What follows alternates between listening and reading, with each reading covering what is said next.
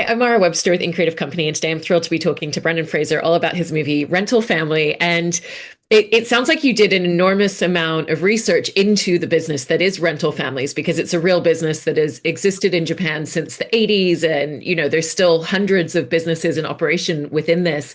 And I was curious in how that diving into that research really helped you to understand the premise of everything that your character was experiencing in this movie. Honestly, everything I needed to know was all in the script, which is terrific, and written by Hikari, our director. Um, it's a premise that might seem on the surface as a bit peculiar to some, perhaps even um, even bizarre. But the reality is it's a business that, as you say, does exist and has done for some time, which pretty much just allows for people to, in a safe way, hire family members to stand in any capacity that you would need, a wedding or a funeral or a dinner or as a friend. And film the film takes this premise even further to ask what happens when the make-believe or the sort of surrogacy of that relationship abuts the reality of people meeting and standing in for one another, and the moral ethics about, effectively living a lie or telling a lie of omission, in this case to a child, or an elderly man. Although I think that the old guy was onto him from jump, if you ask me. But come see the movie, you know what I'm talking about. And the movie exists in between in that sort of blurry area that um, asks the questions of us about what we will do to feel less alone. And even if you think that even if you know rather that it's it's just make believe, it's pretend. Is there value in it? Well, if this has been going on for 40 years or so, I'd say, yeah, it's a business model that works.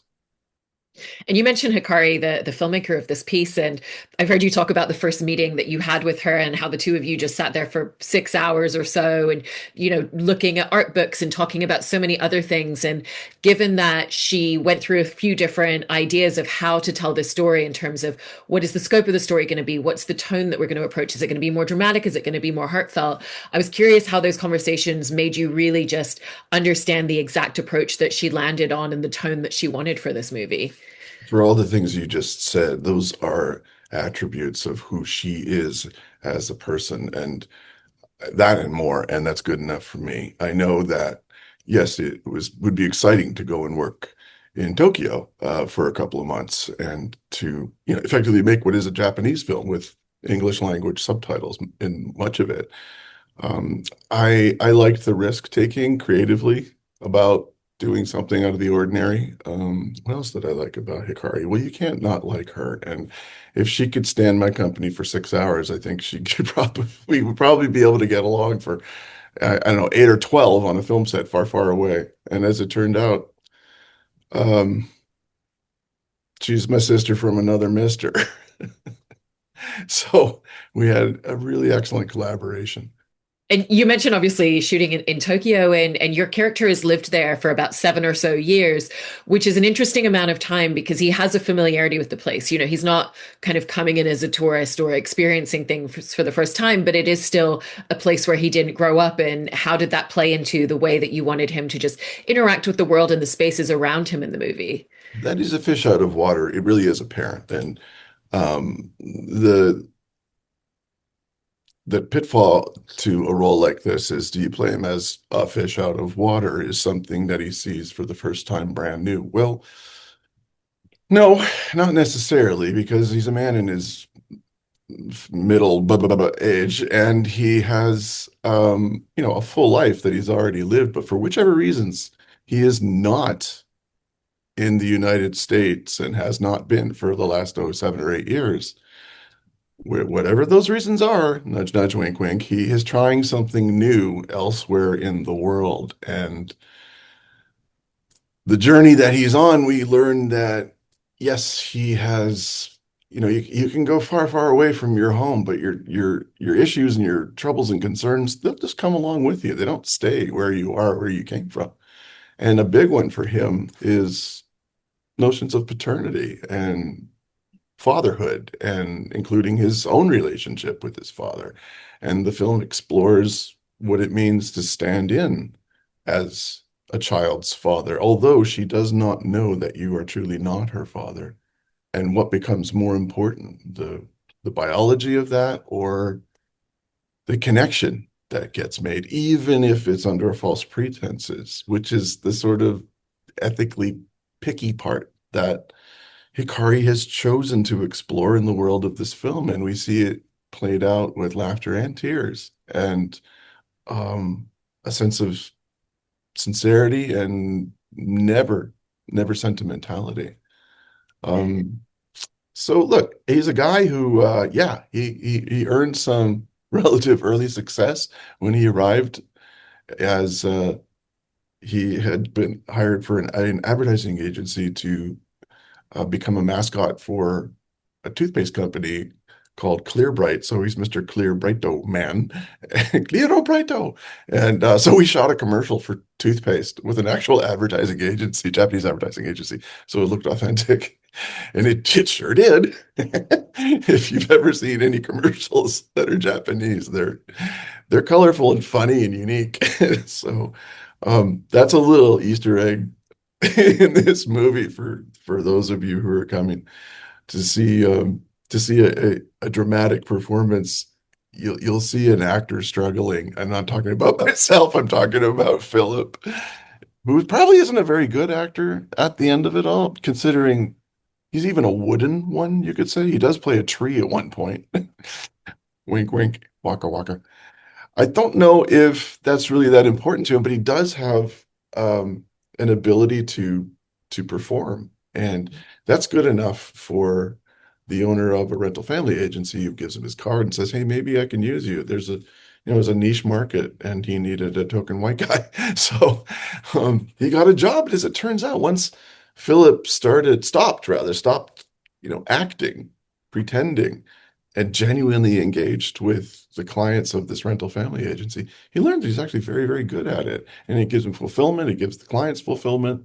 It's all done in a safe manner. And it's working for him until the e-brake gets pulled and he absolutely, and you can't not automatically fall for this kid, Shannon Gorman, who is our newcomer. And truly, I mean, she's now 11 years old, but when she came to us, she was 9. And I mean, come on, she she's one of those stories. I'm leaning in as I say this. I told her dad the same on the very first day that we worked together. She's a genuine article, and I've been doing this a long time, and this kid's got the goods. It was really thrilling to work with her. We just had the premiere a week ago, and she'd already grown like another 6 or 8 inches. I told her, knock it off. Told her dad to put that brick back on her head. I don't want her to grow older. She's She's she's quite fantastic. remarkable. Yeah. Yeah. And you were talking a little bit about Philip's relationship with his dad and the idea of, you try to leave all these things behind, but they still follow you. And I thought it was interesting when he talked about having when his father passed away, he got dressed and he went to travel to the funeral, and then at the last minute he just couldn't do it, which shows you this constant push and pull that's existed in his entire life. And the script gives you these beautiful little details, and it feels very much like he's still trying to heal his inner child in a lot of ways through this journey. And how did the script giving you those details really build a lot of that backstory and a lot of the emotional intent that ends up coming forward in the movie for him? It's insightful, and I agree with you. And that was what what we were aiming for. And those relationships with fathers and sons is a tricky one, no matter what. Normally you need to do a baseball movie to be able to tell a fathers and sons story with, effectively. That's just one aspect of, what family relationships can Philip explore to feel more complete. He does value the relationship with Akira Imoto's character, Kikuo, the old actor who's now looking back on his life and is concerned that his memory is beginning to fade. Alzheimer's and dementia in our senior population is real, and it does have a, a concussive effect on the family members' lives so often that we don't know how to tell a story about it without tiptoeing around the issue or misrepresenting it by hitting it with a mallet when you really need a feather. And what what Akira brought to this role is honestly no surprise because he truly is he does not have those issues himself, but he's one of Japan's living treasures in the field. And he's the Japanese Ian McKellen. Ian McKellen is the Japanese Akira Imoto. And he's treasured, he's revered. And so that value that he has already really requires nothing to be ascribed to him from a character standpoint. But um, we see by the performance that he gives in here, as measured and delicate and touching as it is truthfully one of and I'm excluding myself, one of the loveliest things that I've seen in a film in a long, long time. Um, you got to come see the movie, folks, if you're listening to this interview or seeing it, to have it fully explained as to the reasons why.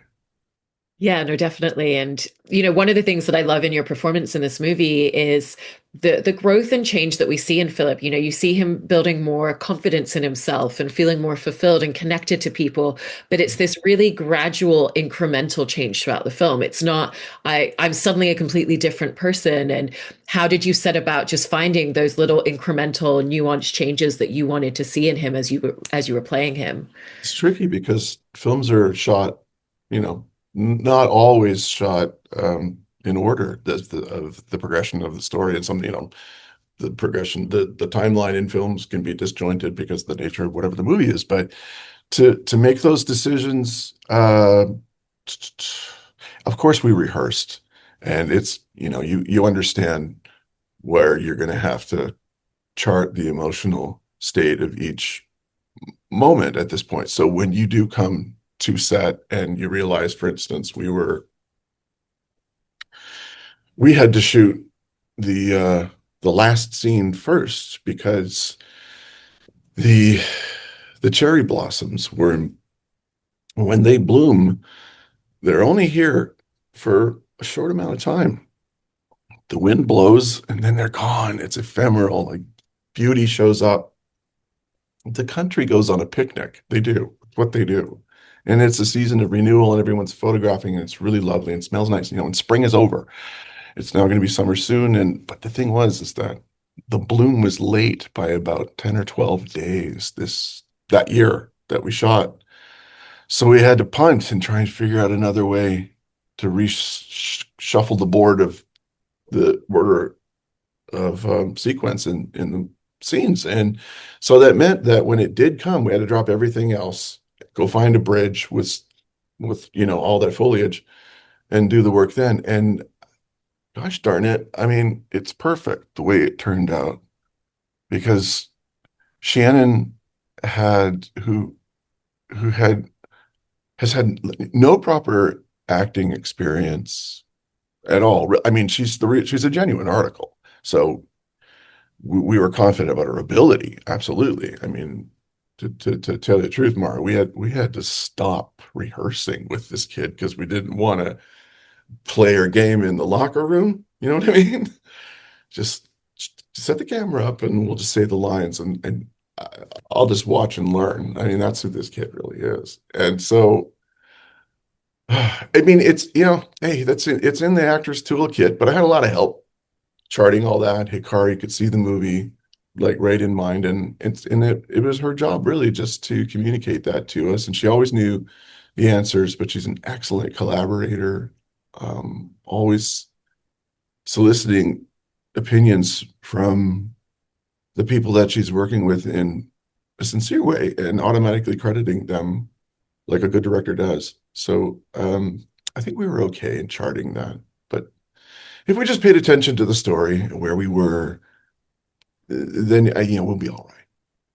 No, it works beautifully. And, one of the other things that we see through Philip working in this role as part of people's rental family is it's about what do they need from me in the moment. They're kind of telling him what the experience is going to be. And it's different for every person that he does this for. And it's a lot of giving them space and sitting and listening and kind of being very responsive and attuned to their emotions. And I was just interested in the experience of playing scenes in that way for you, because, in essence, that's also what you're doing as an actor with your scene partner at the same time.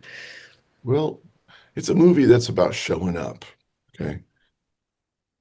For whichever reason, the clients in the world of this film have someone who's missing. They're bereft of some kind of connection that they need. So, that's the job of the providers in the rental family agency is to give them fulfillment. That's what they do. And that, the ethics of that get a little bit skewed when, for instance, giving them fulfillment means taking an octogenarian on a road trip because he said he wants to, although his real family says, no, don't even take him to a restaurant for okonomiyaki. And the the decision that Philip has to make, which is to go off mission in a way, is born of the authenticity of the relationship that was was forged during the time that he was working for this client as, in this instance, a reporter writing this man's story. Yes, it's a ruse, but I posit that Kikuo-san was onto Philip from jump. I don't think you could pull one past him. He was the guy who knew the score. He's been around the block too far, but also remember he is a master actor and able not to play Philip, but to know that he's a young man who's doing his best and he's not gonna um, call him out or reveal his cover because there is truth to their relationship. And he does see also that in Philip, this middle-aged man and this senior fellow, that there's value because, like I said, thematically, this is about fathers and sons, and Philip still is looking for a father figure, which he finds in Kikuo. It's not a job anymore, and the real value is the relationship that they have, not any kind of you know fee structure or anything like that.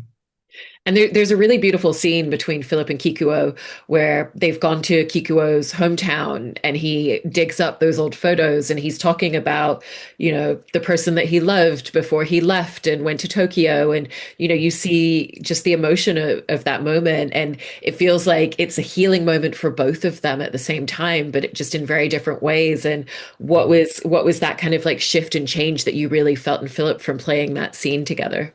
When he makes that discovery and um, that moment in the craft of acting, and I mean, if you talk to any actors who've done any practical training, for instance, is at least when I was in training, it was called the shoebox moment. You're going through a shoebox that you find of memories of things, and you know, you're I guess in a teaching or training environment, you're critiqued on how you do that and what you do and what choices you make and the pitfalls of not getting that, so to speak, correct as an actor, typically come from making sentimental choices and allowing for the meaning of that, whatever it is, looking at that photograph that you haven't seen in a long, long while, to become something that's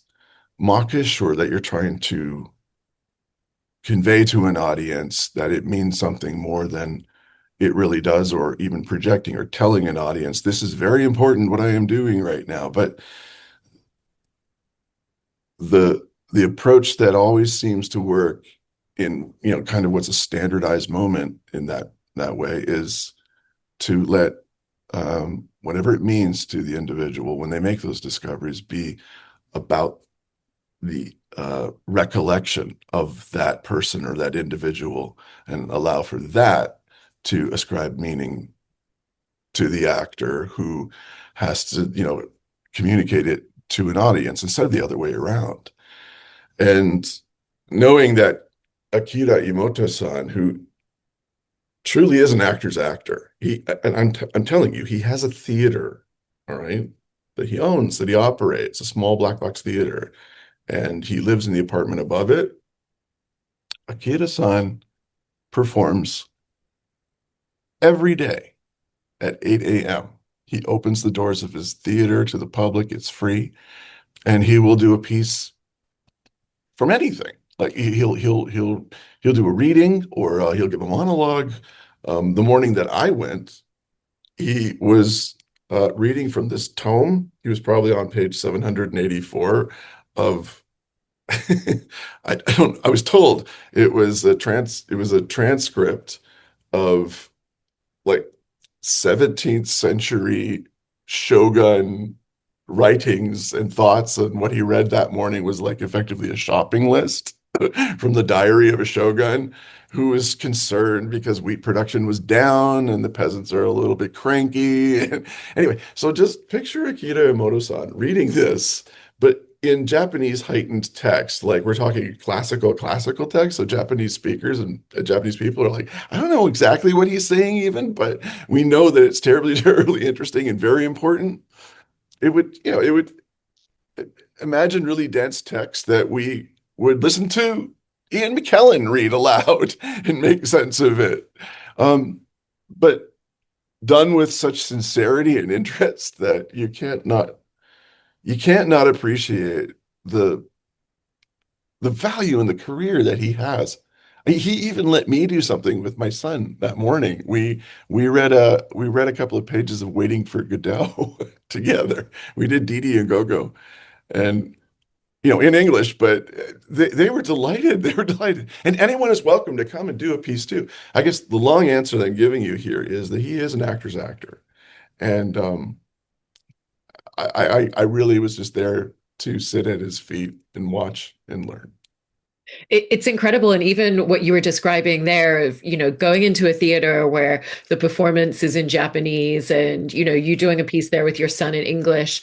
It's the fact that there's communication that transcends language. And we see that in this film as well. Philip does speak Japanese, but he's not 100% fluent. So there are little language barriers and little moments like that. But it's all about the expression, the tone and the body language and the ways that we communicate beyond that. And what did you find in kind of getting to play this character and really explore so much of that expressiveness? It's funny, we were at dinner the other night with Akira and Shannon, and Akira asks Shannon in Japanese, because by the way, he does not speak English conversationally, he understands. He asked Shannon, who is Japanese and Irish. Her mother's Japanese, her father is Irish. So she actually really, that's another aspect of who she is and how perfect she is for this role, because that's what it required. He asked her, who speaks English better, Brendan or me? And she said, uh, she said, he speaks better English than I speak Japanese. And that is the truth. But I did learn a little bit, enough to, do my lines correctly, or as correctly as I could, enough to sound like an expat speaking English, or sorry, speaking Japanese in Tokyo.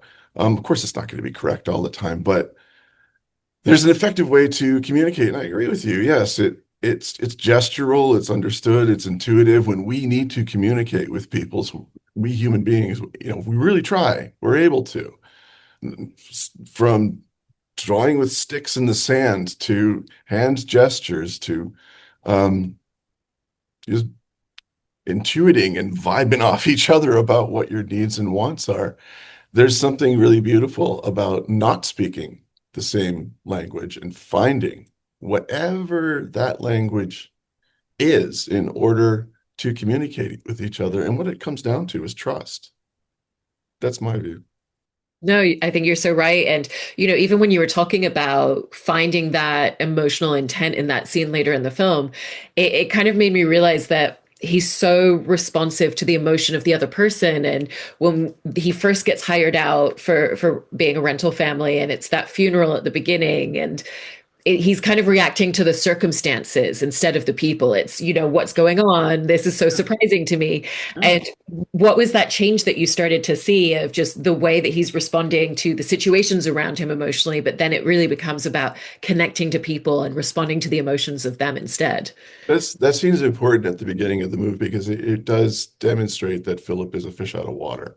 And he is, he's a babe in the woods. He's the naif. He doesn't know what he knows until he sees it, and then he knows. And even then, it might be peculiar, but he questions it. And would it or would it not be peculiar if you were to walk into a situation where you did not know that the funeral you are attending is not make believe? It's not an acting job. This truly is a funeral, and his realization that not knowing that he's working for a rental family agency at that time, that he uh, is astonished when he learns that it's a client in that coffin who wants to know what it would feel like if the people in his life who he'll never be able to see, considering, after one's death, you won't know who shows up to your funeral. So he wants to know in this fantasy of how validating it would feel to hear what people would say about him, even if that's not true. But it plays out as comedy, dark comedy at the beginning, which is structurally very important in the story because it's bookended by us first as an audience laughing at death until we encounter it by story's end.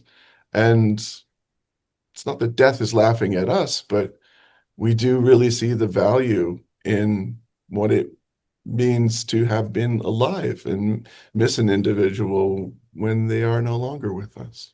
Absolutely. And, also with what you were talking about before, learning enough Japanese to realistically portray an expat who's been living in Japan for 7 years. I've heard you before talk about how you have a really good ear for mimicry. And, even on this film set, if you weren't completely sure of a line or a pronunciation, that Hikari could just say it for you and then you could Yes. kind of parrot it back. And I was just really curious about, how that's been a really useful tool for you. Because I imagine throughout your entire career, there's been so many moments where that's been a really, really valuable tool to have in your kit. I'm, I guess I'm lucky that way. I would have liked to have done more, more scenes in Japanese. And there were more, of course. There's always, you know, footage that just doesn't make it to the final cut. And it's not that it was bad or anything. It's just time, and what direction you want to take the story in. And this was a movie that was found in editorial in the best way possible. Um, I, I the requirements of filmmaking at this capacity for an international audience were that the working language of the film needed to be predominantly English, so it can be subtitled in whichever language it goes to, for instance. But of the Japanese that I did learn, yeah, I had terrific tutors. I had consultants and someone to listen in while I was doing it, and you want to get the intonation correct and all of that sort of those persnickety details. But I realized that it works best in any language when you stop trying to speak the words and the sounds and you get behind what they mean, and you just say the thoughts rather than the the pronunciation or the words. And we make allowances for that because I promise you, if you go anywhere in Japan and you say "Otsukare-sama deshita," which means thank you very much, I appreciate what you've done. You deserve a good sleep. You must be a little tired. All of that, all in one word, which I love about Japanese. You can speak paragraphs with syllables. If you say that when you're leaving a restaurant or something, if you tell the guy behind the counter, "Otsukare-sama deshita," they'll reply the same way. And don't be surprised if you hear somebody in the dish pit in the back shout it also. Like that. It's it's um it's the intention that matters most. And if you do speak a tiny bit of Japanese in Japan, everyone is thrilled. They just lose it. They're delighted. It's the truth, I promise you. I love that. And it's such a beautiful film. So congratulations on the movie. And thank you Thank so much you. for talking about it. Appreciate it. That's all right.